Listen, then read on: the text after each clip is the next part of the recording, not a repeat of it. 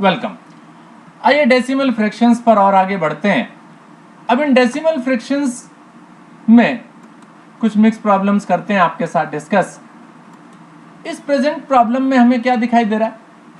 Arrange करना है जी decimal numbers को। क्या क्या है ये मेरे सामने डेसिमल नंबर्स? मेरे सामने है 7.70, मेरे पास है 0.07, 0.77, 0.007 और 7.000 और 7। अब इसमें सबसे पहला काम मुझे क्या करना है? पॉइंट के बाद सबके जीरो वैल्यूज पूरी करनी है जी। कितनी कितनी वैल्यूज हैं? आपने देखा सबसे ज़्यादा यहाँ पर 4 डिजिट थे जी, आपने सबके 4 डिजिट कर दिए जी। ठीक है, अब देखिए जी, इनको हमको असेंडिंग ऑर्डर में लगाना है जी। सबसे पहले तो मुझे सीखना है कि असेंडिंग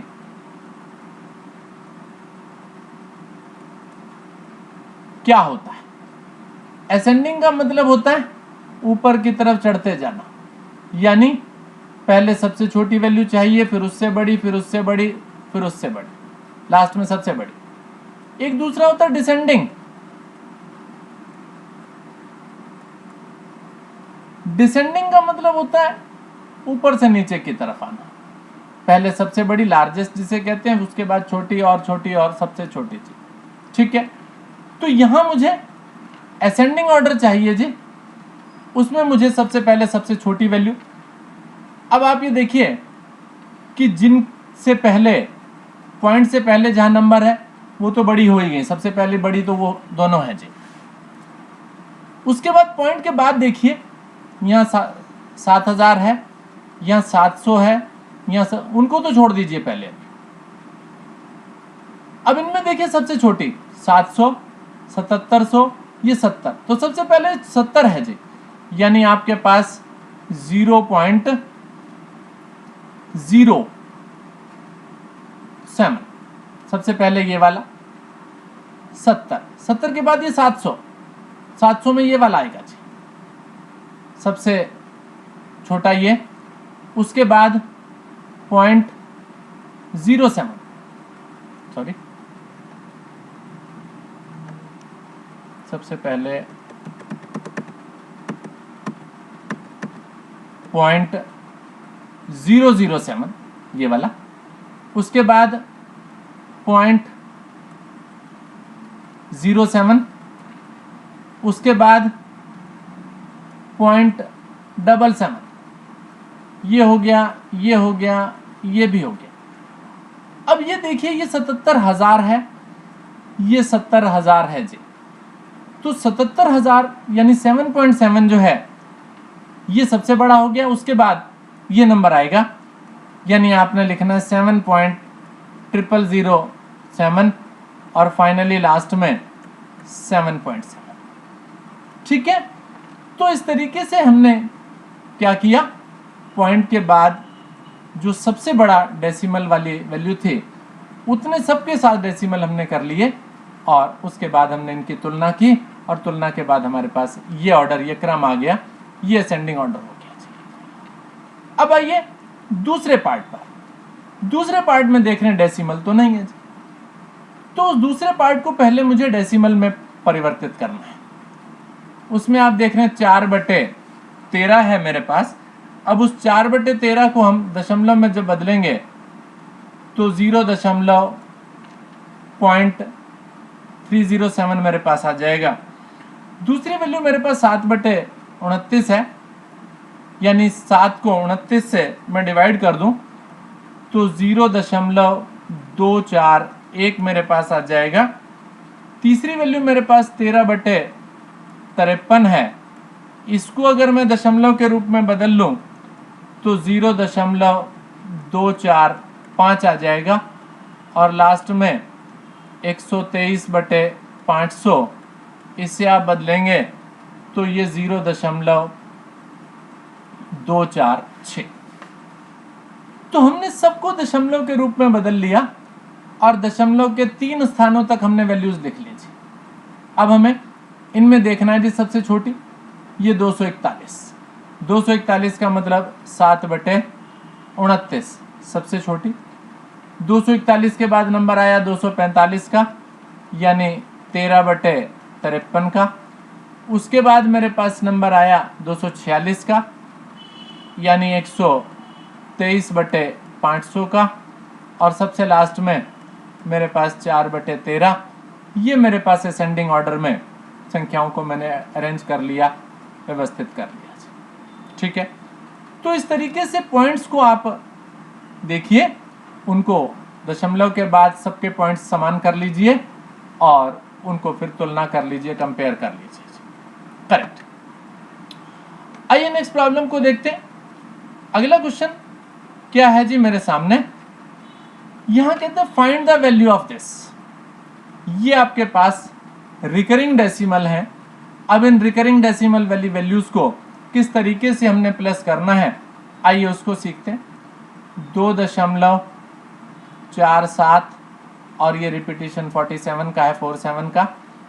3.53 ये रिकरिंग है जी, और 0.05 ये जी। करेक्ट।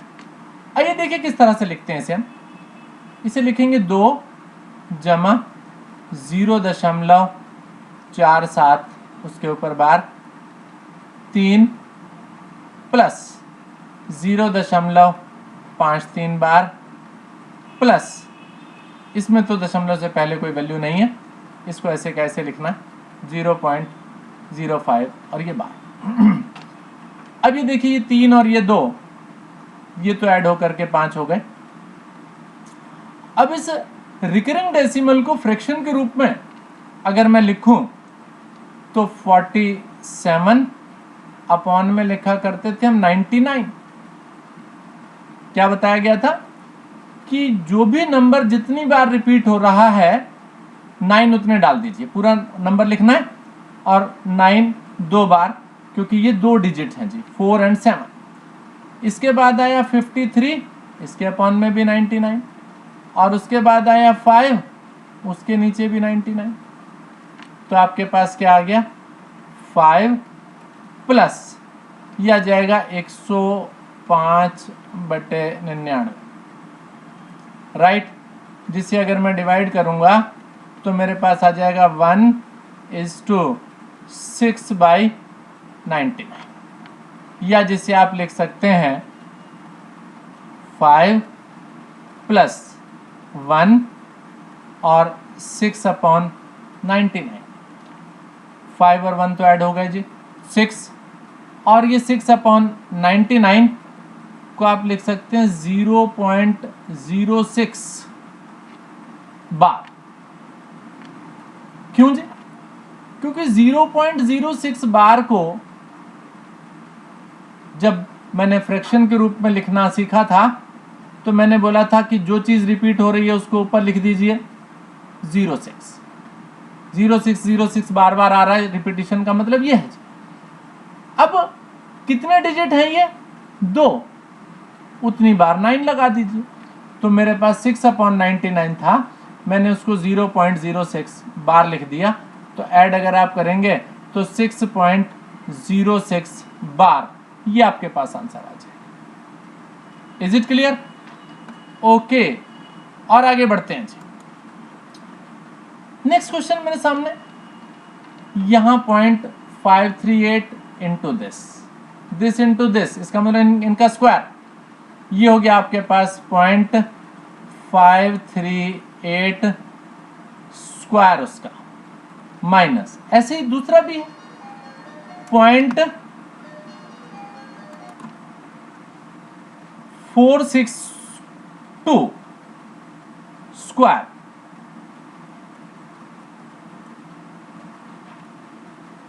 डिवाइडेड बाय 1.000, उसमें से मुझे माइनस करना है 924, ये 6 हो गया 700, यानी नीचे मेरे पास आ गया 0.076। अब ये क्या दिखाई दे रहा है आपको? ये तो मुझे दिखाई दे रहा है a² माइनस b²। और आप ए स्क्वायर माइनस बी स्क्वायर का फॉर्मूला जानते हैं, ए प्लस बी इंटू ए माइनस बी, यानी पहली वैल्यू का स्क्वायर माइनस दूसरी वैल्यू का स्क्वायर। आप दो ब्रैकेट्स में लिख लीजिए, एक ब्रैकेट में लिखिए पहली वैल्यू प्लस दूसरी वैल्यू, पहली वैल्यू माइनस दूसरी वैल्यू। देखिए लिखते हैं जिसको मैंने बोला, दो ब्रैकेट बना लीजिए आप इसके। 0.538 प्लस 0.462, पहला वैल्यू प्लस दूसरी वैल्यू। दूसरे ब्रैकेट में मैं लिख रहा हूँ 0.538 माइनस 0.462 और नीचे मेरे पास क्या था जी 0.076। आइए अब इन दोनों को प्लस करते हैं, 0 0 0 और ये 1, ये तो 1 बन गया जी। और जो दूसरी वैल्यू इन्हें माइनस करना है, 8 में से 2 माइनस हो गया 6 बच गया, 13 में से 6 माइनस हो गया तो 7 बच गया जी आपके पास। और यहाँ 4 में से 4 0 पॉइंट। देखो ये तो वही नीचे वाली वैल्यू आ गई जी, जो कि बड़ी आसानी के साथ कैंसिल हो जाएगी। क्या बचा आपके पास? मेरे पास बचा 1, तो 1 इज द रिजल्ट। तो इस प्रॉब्लम को मैंने सॉल्व किया और इसका आंसर मेरे पास कितना आ गया जी 1 आ गया जी, करेक्ट। आइए क्वेश्चन और देखेंगे जी। इस क्वेश्चन में मुझे क्या बोला, इफ 3.718 इसका वैल्यू मुझे गिवन है जी और मुझे बोला गया इसका वैल्यू फाइंड आउट करके बताइए जी। आइए जी चलते हैं उस वैल्यू को देखते हैं जिसकी वैल्यू मुझे निकालनी है।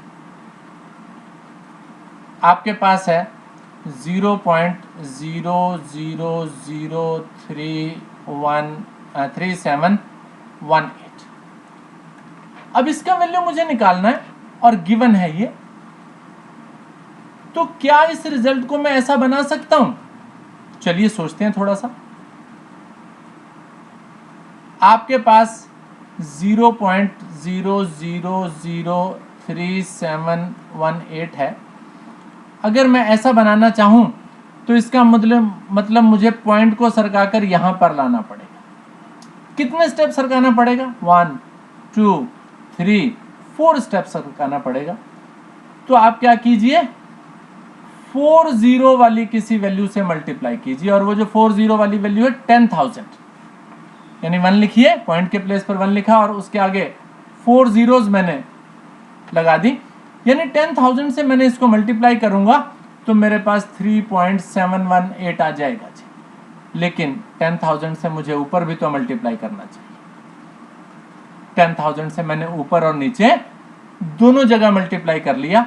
उससे मुझे क्या फायदा हुआ? उससे मुझे ये फायदा हुआ कि ये वाली जो वैल्यू है, ये वाली वैल्यू मेरे पास 3.718 हो गई जी, और इनटू ऊपर मेरे पास आ गया 10,000 10,000।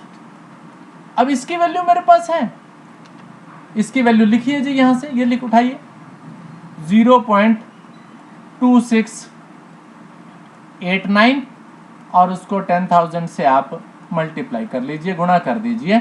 तो 10,000 से मल्टीप्लाई यानी 4 0 से मल्टीप्लाई करूंगा तो पॉइंट सीधे हाथ की तरफ 4 स्टेप सरकेगा जी, यहाँ यहाँ यहाँ यहाँ, यानी 9 के बाद आ जाएगा 2689। पॉइंट लगाइए चाहे ना लगाइए, ये आंसर आ जाएगा जी मेरे पास, राइट। ठीक है जी। तो इस सेक्शन में हमने क्या सीखा? इस सेक्शन में हमने कुछ मिक्स्ड प्रॉब्लम्स डेसिमल पर सीखी। पहले हमने असेंडिंग डिसेंडिंग ऑर्डर में लगाना सीखा नंबर्स को, उसके बाद हमने रिपीटिंग डेसिमल्स को ऐड करना हमने सीखा, और यहाँ पर मैंने कुछ कैलकुलेशन करना सीखा, और फाइनली लास्ट में भी एक नंबर का वैल्यू हमने निकालना सीखा। तो इतना ही रहने देंगे इस सेक्शन में। Thank you very much.